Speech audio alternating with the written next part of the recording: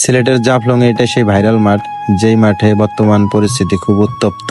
BSF এখানে এসে সুবিধা করতে পারে নাই, পালাইতে বাধ্য হয়েছে। আসসালামু আলাইকুম দর্শক, ওই যে পাহাড় দেখতে পাচ্ছেন সেটা হলো ভারতের পাহাড়, আর এই যে মাঠটা দেখতে পাচ্ছেন এই মাঠটা হলো বাংলাদেশের। ইদানিং এই মাঠটা ভারতের বিএসএফ দাবি করতেছে শেখ হাসিনা সরকার নাকি 2015 সালে এই মাঠ চুক্তি বিনিময় করে ভারতকে দিয়ে দিছে। আসলে এটা ভুয়া, বাজে মন্তব্য এবং মিথ্যা প্রচারণা। ভারতের কাজই হইল পাশের দেশের ভূখণ্ড দখল করা। আমরা কোনোভাবেই এই ভূখণ্ড দখল হতে দিব না। বাংলাদেশের দামাল ছেলেরা বিএসএফ কে হটিয়ে দিয়েছে। ইনশাআল্লাহ যদি লাগে সারা বাংলাদেশের যুবক আমরা এই মাঠকে রক্ষা করব। এই জায়গাটি জাফলং এর নলছড়ি নামক স্থানে অবস্থিত। সাধারণত পর্যটকরা এখানে যায় না বললে ভুল হবে, এই স্থানটি চিনে না। জাফলং 0 পয়েন্টে কয়েকবার যাওয়ার সৌভাগ্য হয়েছিল, কিন্তু এইবার এইখানে যাওয়ার পর মনে হয়েছিল জাফলং 0 পয়েন্টের থেকেও এই স্থানটি অনেক সুন্দর।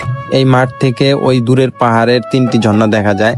আমরা 2টা ঝর্ণা দেখতে পারছি, আরেকটা ঝর্ণার দিকে পানি পড়ে না, সেজন্য দেখা হয় নাই। বর্ষাকালে নাকি ভরপুর বৃষ্টি যখন হয় তখন 3টি ঝর্ণায় খুব সুন্দরভাবে দেখা যায়। এই মাঠ, ঝর্ণা এবং পাহাড় সবচেয়ে বেশি সুন্দরভাবে উপভোগ করা যায় জয়ন্তা হিল রিসোর্ট থেকে। আমরা এক রাত ছিলাম এই রিসোর্টে।